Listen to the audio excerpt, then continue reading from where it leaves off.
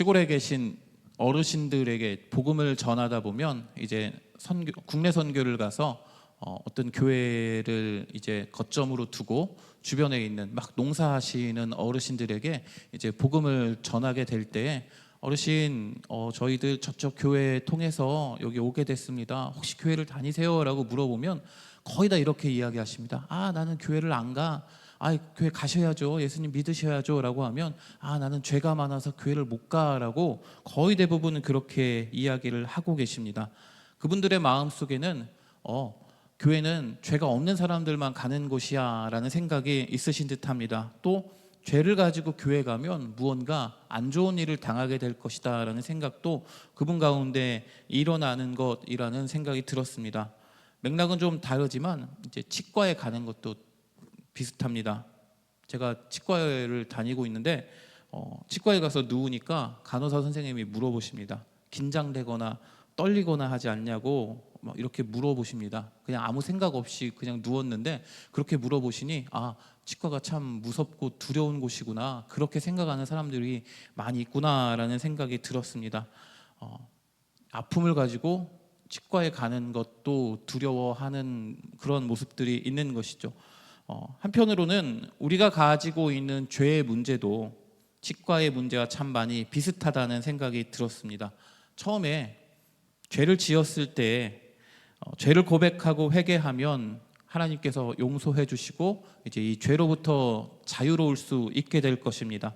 하지만 계속해서 죄를 지으면서 회개하는 것을 미루다 보면 걷잡을 수 없이 죄가 심각해지는 것을 느끼게 됩니다.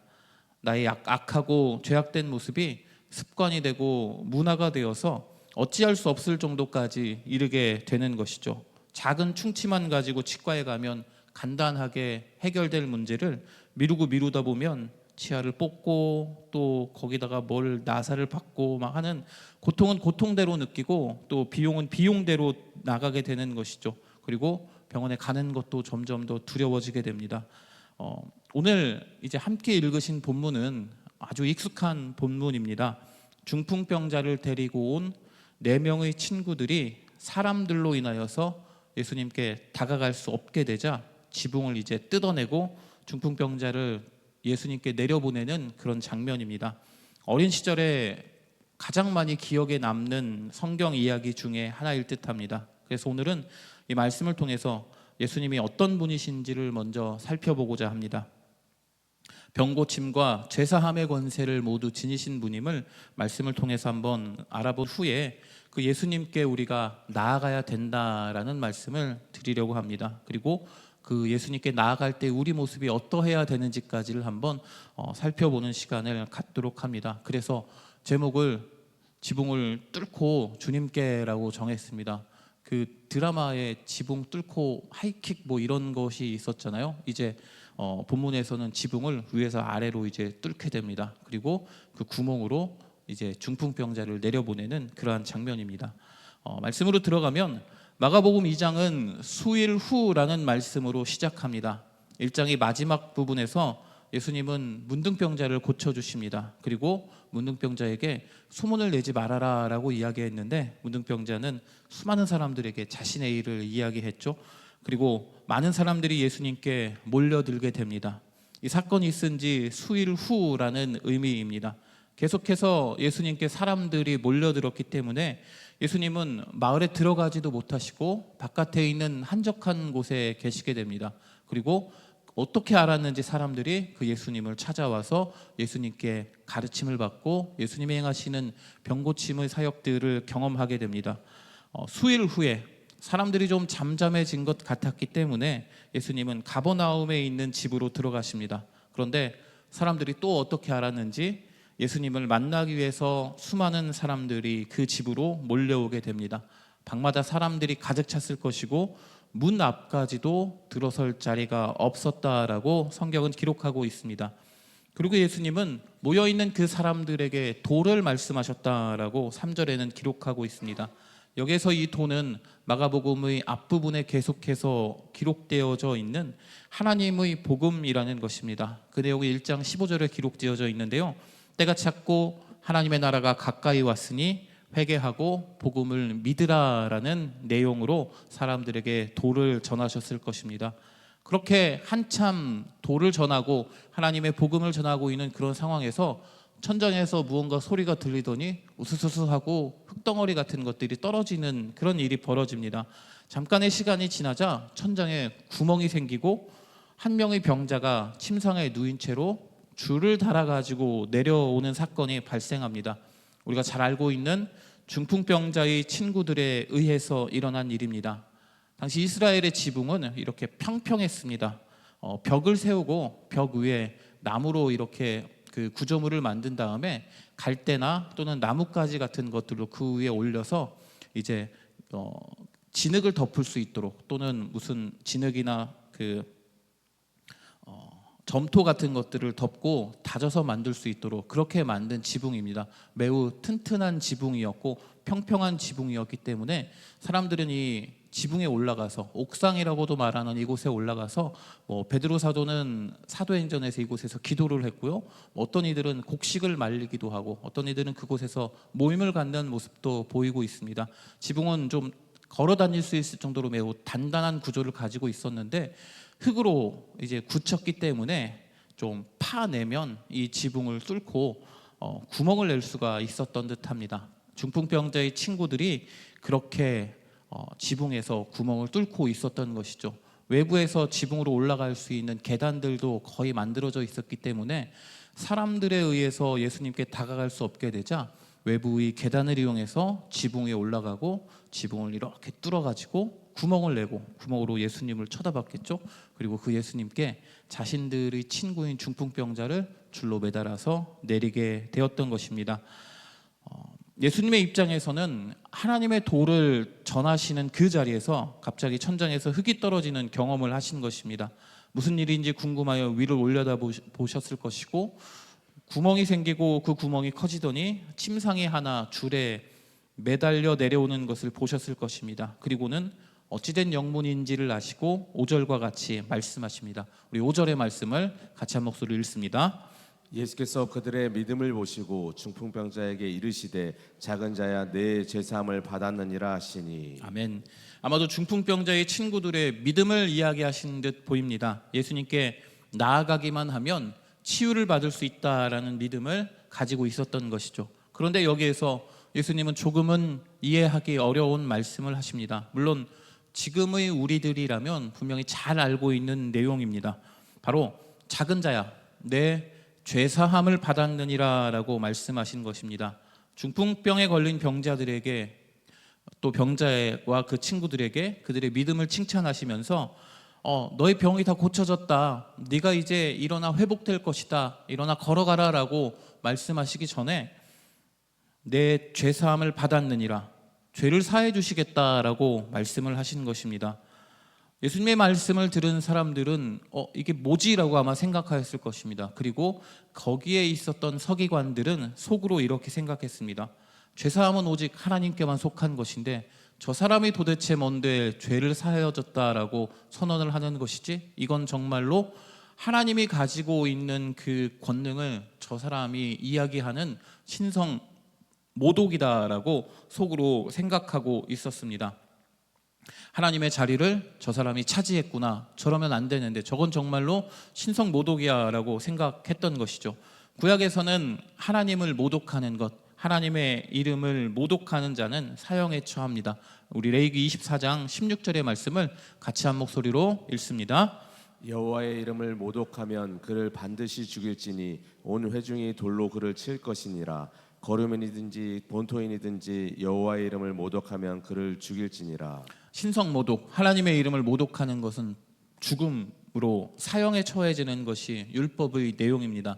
예수님 또한 대제사장이 이렇게 물어보시죠. 내가 하나님의 아들 그리스도냐라는 질문에 내가 말하였느니라 라고 예수님께서 대답하시자 대제사장이 자신의 옷을 찢고 이 자가 신성 모독하였다, 하나님을 모독하였다 라고 말하면서 십자가에 달리시게 되는 그 근거로 사용하고 있습니다. 예수님은 이렇게 생각하고 있는 서기관의 생각을 그 중심에 아셨습니다. 그리고는 말씀하시죠. 마가복음 2장 9절의 말씀입니다. 우리 9절의 말씀 같이 한 목소리를 읽습니다. 중풍병자에게 내 죄사함을 받았느니라 하는 말과 일어나 내 상을 가지고 걸어가라 하는 말 중에서 어느 것이 쉽겠느냐? 어떤 것이 더 쉬울까요? 중요한 것은 중풍병자에게 어느 것이 더 쉽겠냐라고 예수님이 물어본 것입니다. 성경적인 관점에서 보면 당연히 죄 사함이 훨씬 더 어렵겠죠. 그런데 예수님은 이 부분에서 지금 서기관의 생각을 아시고 그에게 내가 이러이러한 일을 할 거야 라고 서기관과 하나의 논쟁 중에 있는 상황입니다. 서기관이 가지고 있는 생각을 예수님께서 논리로서 이제 이겨내시려는 그런 마음을 가지셨던 것이죠. 그래서 2장 9절과 같이 물어보셨던 것입니다. 이 부분에 대해서 이제 주석에 있는 해설을 우리 잠깐 보도록 하겠습니다. 예수의 질문에 대한 답변은 내 죄사함을 받았느니라고 말하는 게 더 쉬운 것임이 틀림없다. 왜냐하면 그것이 입증되어야 할 요점이기 때문이다. 그리고 그것은 중풍병자에게 일어나 가라고 하는 더 어려운 명령이 이루어짐으로써 입증될 것이다. 죄 용서를 의학적 질병의 치유보다 더 쉬운 것으로 여기는 것이 성경적 관점에는 잘 어울리지 않는 것으로 보이지만 논증은 행위들 자체의 고유한 가치가 아니라 회의적인 청중에게 입증할 행위들의 설득력에 초점을 맞추고 있다. 뭐라고 하는지 잘 모르시겠죠? 일단 계속 읽어보겠습니다.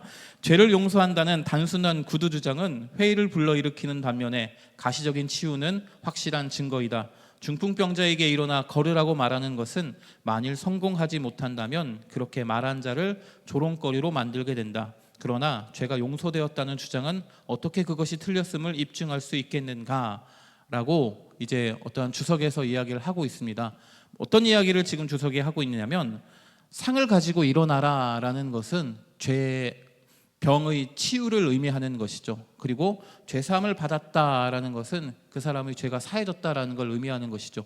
병고침과 죄사함이 두 가지 중에서 어떤 것이 더 쉽냐고 물어보는 것입니다. 우리가 분명히 생각할 때에는 병고침이 더 쉽지라고 생각하시겠죠. 그런데 지금 중풍병자에게 어느 것이 더 쉽겠냐라고 물어보고 계십니다. 더불어 서기관의 마음속에 있는 이 생각을 이제 논쟁으로 이겨내시기 위하여서 병고침과 죄사함 중에 중풍병자에게는 뭐가 더 쉽다라고 생각될까라고 물어보신 것이죠. 죄사함은 증거가 일어나지 않습니다. 그 안에 죄가 사여졌는지 사여지지 않았는지 알 수가 없는 상황이죠. 그런데 병고침은 그 사람이 병에 나와서 상을 들고 일어나는 것으로 병고침이 일어나게 되는 것이니 중풍병자 입장에서는 눈에 보이지 않는 죄사함보다는 내 병이 고쳐지는 것이 훨씬 더 어려운 일입니다 라고 대답할 것입니다. 그렇게 예수님께서는 이 질문을 하신 후에 더 어려운 것을 하면 그보다 더 쉬운 것은 당연히 이루어질 수 있는 것이다 라고 말씀하고 있는 것입니다. 이 말은 어떤 의미냐면 만일 중풍병자의 병을 고친다면 예수님이 먼저 말씀하신 죄사함까지도 이루어질 수 있는 것이다 라고 사람들에게 이야기하는 것이죠. 예수님에 대하여서 저 사람이 신성모독을 했다라고 생각하는 서기관에게 예수님은 병고침의 능력도 내가 있고 죄사함의 권세도 내가 있다라고 지금 말씀하시고 있는 것입니다. 더불어 하나님과 예수님이 동등한 분이심을, 하나님이 가지고 있는 그 죄사함이라는 그 권세를 예수님도 가지고 계심을 말해주고 있는 상황입니다. 그리고 나서 예수님께서는 중풍병자에게 일어나 내 상을 가지고 집으로 가라라고 명령하십니다. 이에 중풍병자는 일어나서 상을 가지고 모든 사람 앞에서 나가게 되고 사람들은 놀라며 하나님께 영광을 돌립니다. 마가복음 2장 1절에서 12절의 말씀 가운데 병고침의 이야기가 등장하고 예수님이 가지고 계신 죄사함의 권세가 있음을 드러내는 장면이 등장합니다. 두 가지의 이야기가 이 안에 이제 합쳐져 있는데요. 성경이 말씀하시고 있는 것은 분명합니다. 예수님은 병을 고치는 권세가 있는 분일 뿐만 아니라 죄를 사할 수 있는 권세가 있는 분이다라는 걸 지금 계속 이야기하고 있습니다. 이제 이후에는 예수님께서는 하나님께서 가지고 계시는 또 다른 권세들을 가지고 계심을 성경을 통해서 보여주게 될 것입니다. 우리는 예수님에 대해서 이제 너무나도 잘 알고 계시죠. 예수님이 죄사함의 권세를 가지고 계신다라는 걸 모르시는 분은 아마 여기는 아무도 없으실 것입니다. 그래서 우리는 그 예수님에 대해서 잘 알고 항상 이 예수님께 기도하며 의지하며 회개하며 힘을 얻으면서 살아가고 있습니다. 그래서 초점을 중풍병자가 예수님께 나왔던 장면으로 옮겨 보고자 합니다. 그는 지붕을 뚫고 예수님 앞에 나옴으로써 치유와 죄사함의 은혜를 누렸던 사람입니다. 성경에는 이런 사람들이 많이 등장합니다. 예수님 앞에 나오는 것만으로 문제를 해결받고 죄사함의 은혜를 또 병고침의 은혜를 또 가지고 있던 문제들이 해결되는 그러한 일들이 많이 기록되어 있습니다. 어제 우리가 말씀을 통해서 살펴보았던 문둥병자, 나병 환자도 그 사람입니다. 예수님 앞에 그 사람은 꿇어 앉아서 간구했습니다. 주님, 원하오니 주님께서 하실 수 있사오니 나를 좀 불쌍히 여기시고 나를 좀 고쳐주옵소서라고 무릎 꿇고 예수님께 부탁을 드리자 예수님께서는 친히 손을 얹어서 그 사람의 나병을 고쳐주셨죠. 이때까지만 해도 예수님 앞에 나가는 것이 그렇게 어렵지는 않았던 듯 보입니다. 그런데 이제 이 이후로 사람들에게 둘러싸여 계신 예수님이 성경에는 자주 등장합니다. 마가복음 5장에는 혈루병에 걸린 여인이 등장합니다. 수많은 사람들에게 둘러싸여 있는 예수님께 이 여인은 다가갈 수 있는 방법이 그렇게 많지 않았던 것 같습니다. 그래서 아무런 생각 없이 그저 사람들을 뚫고 혈루병에 걸린 자신의 몸과 사람들이 부딪히면 그들이 부정해진다라는 것도 생각하지 않고 무작정 예수님께로 나아가서 예수님의 옷깃을 잡는 장면이 등장합니다. 예수님께 나아온 그녀는 예수님의 옷깃을 잡음으로 인하여서 자신의 병과 또 평안함과 또 죄사함의 은혜를 누리게 됩니다. 비슷한 이야기들이 이제 5장에 또 기록되어져 있습니다. 회당장이었던 야이로가 예수님 앞에 나아갑니다. 유대인의 지도자였던 그가 예수님께 나아가서 예수님께 간절히 간구합니다. 내 딸을 고쳐주십시오라고 이야기를 하자 예수님께서 알겠다, 내가 딸을 고쳐주겠다라고 회당장의 집으로 가시죠. 중간에 이 혈루병에 걸린 여인을 만나서 회당장의 딸은 죽음에 이르게 되지만 예수님은 그럼에도 불구하고 그 딸 아이에게 가서 그를 살려주는, 회당장이 가지고 있는 문제와 고통과 또 이 딸 아이가 가지고 있는 죽음이라는 문제까지도 해결되는 장면을 볼 수 있습니다. 사람들의 저지함을 뚫고 큰 소리로 예수님께 엎드려서 예수님께 나와서 예수님께 자신의 눈을 고쳐달라고 외쳤던 바디메오도 예수님께 나아감을 통하여서 문제를 해결받고 치유를 받은 그런 사람입니다. 또 예수님의 시험을 이겨내면서 수치를 당했을지라도 예수님을 포기하지 않았던 수로보니게의 여인 또한 예수님께 나아감으로써 문제를 해결받고 은혜를 입었던 여인입니다. 믿음을 가지고 자신의 종을 치유해달라고 예수님께 부탁했던 로마의 백부장의 이야기도 기록되어져 있습니다. 이렇게 수많은 사람들이 예수님 앞으로 나와서 자신의 문제, 자신의 고통, 자신의 아픔을 말씀드렸습니다. 그리고 치유와 회복, 죄사함의 은혜를 누리게 되었습니다. 가지고 있었던 문제뿐만이 아니라 생각하지도 못했던 죄사함의 은혜까지도, 내가 가지고 있는 가장 근원적이고 근본적인 문제까지도 해결받게 된 것이죠. 죄사함의 권세를 가진 예수님 앞에 나아가기만 하면 우리가 가진 어려움과 문제들이 예수님의 뜻 안에서 해결받게 되는 것입니다. 그런데 예수님께 나오는 것을 방해하는 것이 모순되게 들리실지는 모르겠지만 죄 때문입니다. 죄사함의 권세를 가지고 계신 예수님 앞에 우리가 나아가야 하는데 그것을 방해하는 것이 바로 죄라는 것이죠.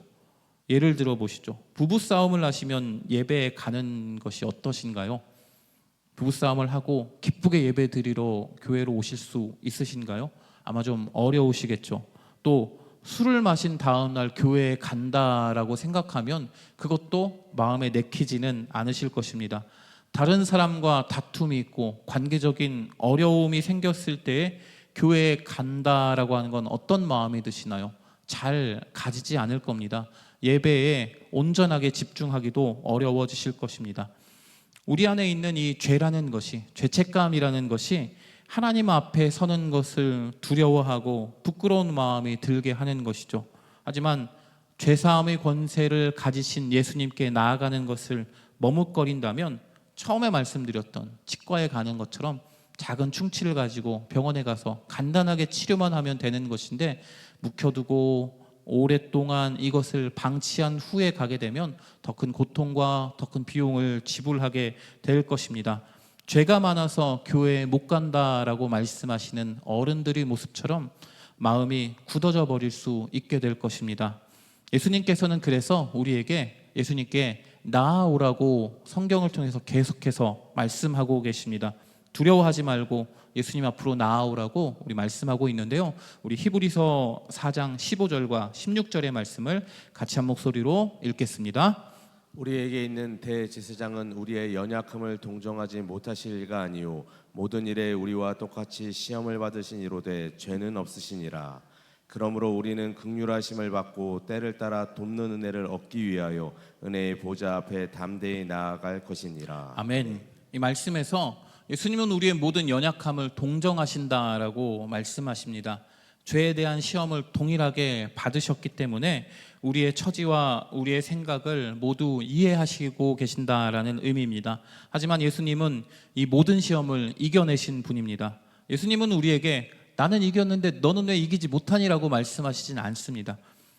우리는 예수님께 우리의 이기지 못하는 모습들을 예수님 보시고 안타까워하시고 긍휼히 여기시고 불쌍히 여기시는 것이죠.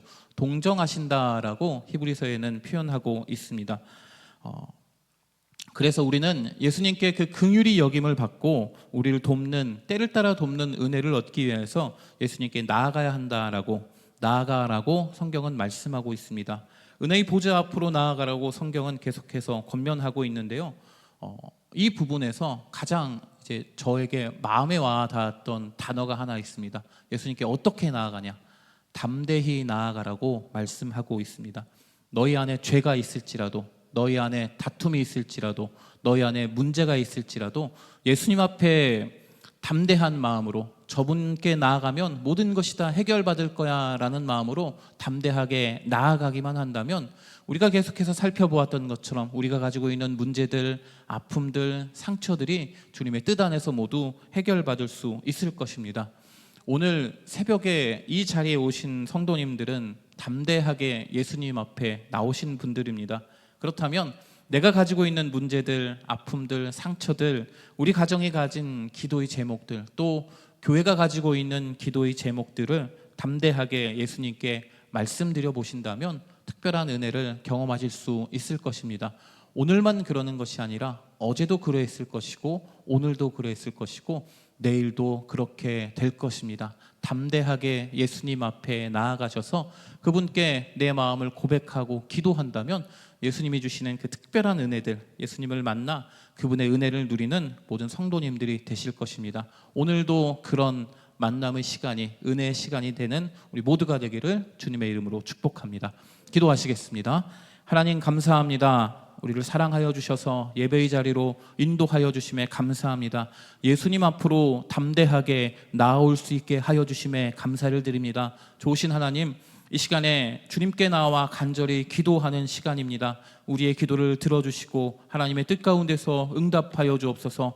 마음속에 있는 문제들, 아픔들, 상처들, 육체적인 질병들, 이 시간에 주님께 간절히 기도하오니 주님의 뜻 가운데서 응답하여 주옵소서. 죄를 사하시는 예수님께서, 또 우리의 모든 아픔들과 병들을 고쳐주시는 예수님께서, 모든 문제를 해결하여 주시는 예수님께서 이 시간 우리를 만나주시고 응답하여 주셔서 주님과 동행하는 그 기쁨, 주님이 주시는 그 은혜를 누릴 수 있는 시간이 되도록 도와주옵소서. 예수님의 이름으로 기도합니다. 아멘.